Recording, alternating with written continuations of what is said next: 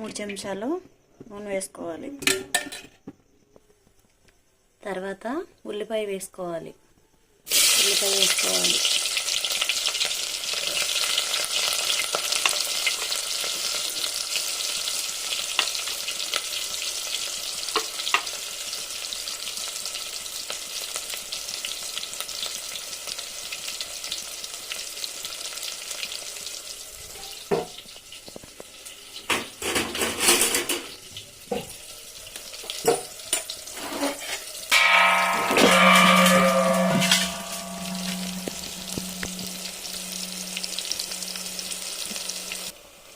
తర్వాత మెత్తలు వేసుకోవాలి.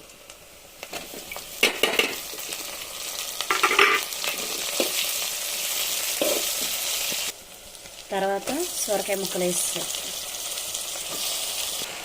తర్వాత ఉప్పు తీసుకుని వేసేసాం.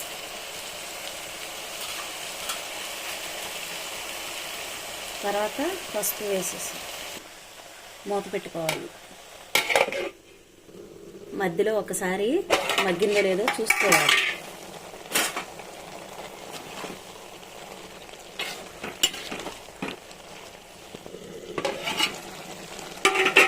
సగం మగ్గింది కదా, చూసుకోవాలి. కారం వేసుకోవాలి.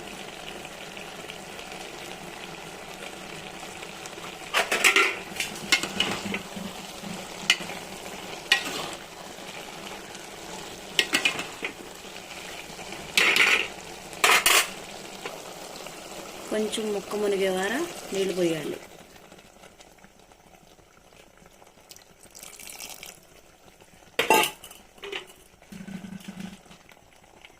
ఉప్పు కానీ కారం కానీ ఎవరికి తగినంత వాళ్ళు వేసుకోవచ్చు. ఒకళ్ళు ఎక్కువ తినొచ్చు, ఒకళ్ళు తక్కువ తినొచ్చు. సొరకాయ మెత్తల కర్రీ రెడీ అవుతుంది. సొరకాయ మెత్తళ్ళ రెడీ. చూడండి ఎలా ఉందో.